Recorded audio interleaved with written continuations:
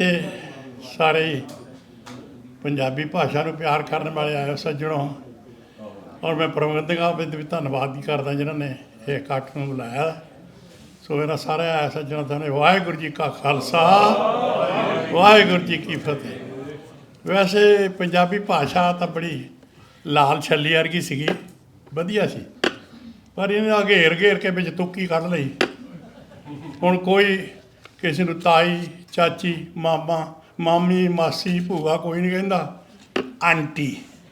ਗੱਲ ਨਿਬੜ ਗਈ। ਸਾਰੇ ਕੋਈ ਮਾਮਾ, ਮਾਸੜ, ਫੁੱਫੜ, ਤਾਇਆ, ਚਾਚਾ ਖਤਮ ਕਰਤੇ। ਗੁੱਲੀ ਵਿੱਚੋਂ ਨਿਕਲ ਆਈ ਅੰਕਲ।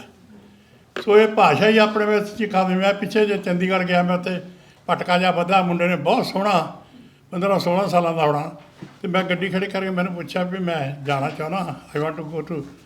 ਮੈਂ ਉਹਨੂੰ ਪੰਜਾਬੀ 'ਚ ਕਿਹਾ ਮੈਂ ਜਾਣਾ ਤੁਹਾਡੇ ਇਸ ਨੂੰ। ਉਹ ਮੇਰੇ ਮੂੰਹ ਵੱਲ ਇੱਦਾਂ ਦੇਖ ਕੇ ਫਿਰ ਮੈਂ ਕਿਹਾ ਇਹਨੂੰ ਤਾਂ ਬਿਮਾਰੀ ਦੂਜੀ ਆ। ਮੈਂ ਕਿਹਾ I want to go to 13 ਯਾ go state take right and 3rd street. So ਆਹ ਤਾਂ ਹਾਲ ਹੋ ਗਿਆ। ਸੋ ਪੰਜਾਬੀ ਤੁਸੀਂ ਆਪਣੇ ਘਰਾਂ 'ਚ ਹੀ ਸਮਝ ਲਓ। ਆਪਣੇ ਪੁੱਤਾਂ ਨੂੰ ਗੁੱਸਾ ਨਾ ਕਰਿਓ, ਆਪਣੇ ਪੁੱਤਰਾਂ ਨੂੰ ਪੋਤਿਆਂ ਨਾਲ ਗੱਲਾਂ ਕਰਦੇ ਦੇਖਿਓ। ਕਦੀ ਕਰਦੇ ਪੰਜਾਬੀ 'ਚ ਉਹ ਟੋਕੀ ਦਾ, ਪਰ ਨਹੀਂ, ਕਿਉਂਕਿ ਇਹ ਭੇਡ ਚਾਲ ਹੀ ਚੱਲ ਪਈ ਆ ਹੁਣ। ਸੋ ਗੁਸਤਾਖੀ ਮਾਫ ਮੈਂ ਤਾਂ ਬਹੁਤਾ ਕੋਈ ਹੈ। ਵੈਸੇ ਜੇ ਤੁਕਬੰਦੀ ਕਹੋ ਤਾਂ ਮਤਲਬ ਦੋ ਆਪਣੀਆਂ ਲਿਖੀਆਂ ਲੋਕ ਹੈਗੇ। ਜਿਵੇਂ ਮੈਂ ਅੱਜ ਕੱਲ੍ਹ ਪ੍ਰੋਗਰਾਮ ਚੱਲਦਾ ਸੀ ਜੱਟਾਂ ਦਾ, ਤਾਂ ਮੈਂ ਆਪਣੀ ਹੈ ਤੁਕਬੰਦੀ ਇਹ। ਜੇ ਬੇਨਤੀ ਆ ਭਈ ਹੈ ਤਾਂ ਸਾਰੇ ਆਪਾਂ ਹੀ। ਰੱਬਾ ਜੱਟ ਦੀ ਕੀ ਜੂਨ ਬਣਾਈ, ਰੱਬਾ ਓਏ ਜੱਟ ਦੀ ਕੀ ਜੂਨ ਬਣਾਈ। ਜੱਗ ਸਾਰਾ ਆਪਣੇ ਲਈ ਕਰਦਾ, ਪਰ ਜੱਟ ਦੂਜਿਆਂ ਲਈ ਕਰਦਾ ਕਮਾਈ। ਕਿ ਜੱਟਾ ਤੇਰੀ ਤਿੰਨੀ ਵਿਕਦੀ, ਤੇ ਘਰੀ ਬਾਣੀਆਂ ਦੇ ਤੇਰੀ ਵਿਕ ਜਾਵੇ। 2200 ਨੂੰ ਕਣਕ ਲਈ ਸੀ, 3200 ਨੂੰ ਹੋ ਗਈ ਆ ਹੁਣ ਪੰਜਾਬ 'ਚ, ਜਾ ਕੇ ਦੇਖ ਲਿਓ। ਰੱਬਾ ਤੇਰੀ ਤਿੰਨੀ, ਜੱਟਾ ਤੇਰੀ ਤਿੰਨੀ ਵਿਕਦੀ, ਘਰੀ ਬਾਣੀਆਂ ਦੇ ਤੇਰੀ ਵਿਕ ਜਾਵੇ। ਕਿੰਨੀਆਂ ਕੁ ਮੁਸ਼ਕਲਾਂ ਅਤੇ ਮਿਹਨਤਾਂ ਤੂੰ ਘਾਲੀਆਂ, ਕਿੰਨੀਆਂ ਕੁ ਮੁਸ਼ਕਲਾਂ ਅਤੇ ਮਿਹਨਤਾਂ ਤੂੰ ਘਾਲੀਆਂ।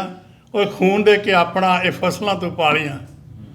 ਕਿੰਨੀਆਂ ਕੁ ਮੁਸ਼ਕਲਾਂ ਮਿਹਨਤਾਂ ਤੂੰ ਘਾਲੀਆਂ, ਅਤੇ ਖੂਨ ਦੇ ਕੇ ਆਪਣਾ ਇਹ ਫਸਲਾਂ ਤੂੰ ਪਾਲੀਆਂ। ਕਾਂਗ ਸਾਹਿਬ ਫਿਰ ਕਿਉਂ ਗੈਰ ਕੋਈ ਮੋਲੇ ਦਾ ਪਾਵੇ। ਫਿਰ ਜੱਟਾ ਤੇਰੀ ਤਿੰਨੀ ਵਿਕਦੀ, ਘਰੀ ਬਾਣੀਆਂ ਦੇ ਤੇਰੀ ਵਿਕ ਜਾਵੇ। ਨਾ ਤੂੰ ਦੇਖੀ ਗਰਮੀ, ਨਾ ਦੇਖਿਆ ਸਿਆਲ ਹੋਏ। ਨਾ ਤੂੰ ਦੇਖੀ ਗਰਮੀ, ਨਾ ਦੇਖਿਆ ਸਿਆਲ ਹੋਏ।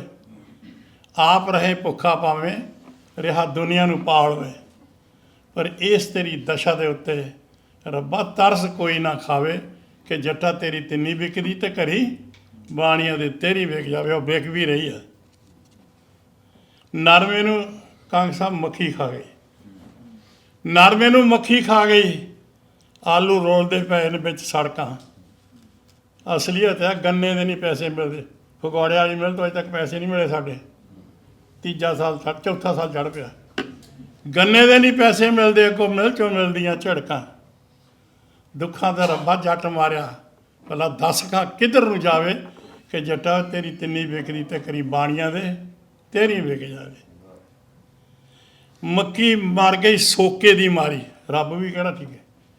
ਮੱਕੀ ਮਰ ਗਈ ਸੋਕੇ ਦੀ ਮਾਰੀ, ਤੇ ਕਣਕਾਂ ਗਲੀਆਂ ਸਿਆਲ ਦੀਆਂ ਝੜੀਆਂ। ਮੰਡੀ 'ਚੋਂ ਰੱਬਾ ਮੁੱਲ ਨਾ ਮਿਲੇ, ਤੇ ਸਬਜ਼ੀਆਂ ਰਹਿ ਗਈਆਂ ਖੇਤਾਂ ਦੇ ਵਿੱਚ ਖੜੀਆਂ। ਤੇ ਕਿੰਨੇ ਜੱਟ ਫਾਹਾ ਲੈ ਗਏ, ਕਿੰਨੇ ਕੁ ਜੱਟ ਫਾਹਾ ਲੈ ਗਏ। ਤੇ ਲਾਸ਼ ਕਿਸੇ ਦੀ ਨਹਿਰ 'ਚ ਉੱਥੇ ਆਵੇ। ਜੱਟਾ ਤੇਰੀ ਤਿੰਨੀ ਵਿਕਦੀ, ਕਰੀ ਬਾਣੀਆਂ ਦੇ ਤੇਰੀ ਵਿਕ ਜਾਵੇ। ਅਸਲੀਅਤ ਹੈ। ਵੈਸੇ ਇੱਕ ਬੰਦ ਬਸ ਅਖੀਰ ਹੈ ਜੀ। ਕਿਹੜੇ ਕਿਹੜੇ ਦੁੱਖੜੇ ਦੱਸਾਂ ਜਿਹੜੇ ਪੈਂਦੇ ਆ ਜੱਟਾਂ ਨੂੰ ਜਰਨੇ। ਕਿਹੜੇ ਕਿਹੜੇ ਦੁੱਖੜੇ ਦੱਸਾਂ ਜਿਹੜੇ ਪੈਂਦੇ ਆ ਜੱਟਾਂ ਨੂੰ ਜਰਨੇ। ਉਹ ਮਾੜੀ ਮਾੜੀ ਮੰਗ ਦੇ ਪਿੱਛੇ ਰੇਲਾਂ ਸਾਹਮਣੇ ਉਹ ਲਾਉਂਦੇ ਉਹ ਧਰਨੇ। ਕਿਹੜੇ ਕਿਹੜੇ ਦੁੱਖੜੇ ਦੱਸਾਂ ਜਿਹੜੇ ਪੈਂਦੇ ਆ ਜੱਟਾਂ ਨੂੰ ਜਰਨੇ। ਮਾੜੀ ਮਾੜੀ ਮੰਗ ਦੇ ਪਿੱਛੇ ਰੇਲਾਂ ਸਾਹਮਣੇ ਉਹ ਲਾਉਂਦੇ ਪਏ ਧਰਨੇ।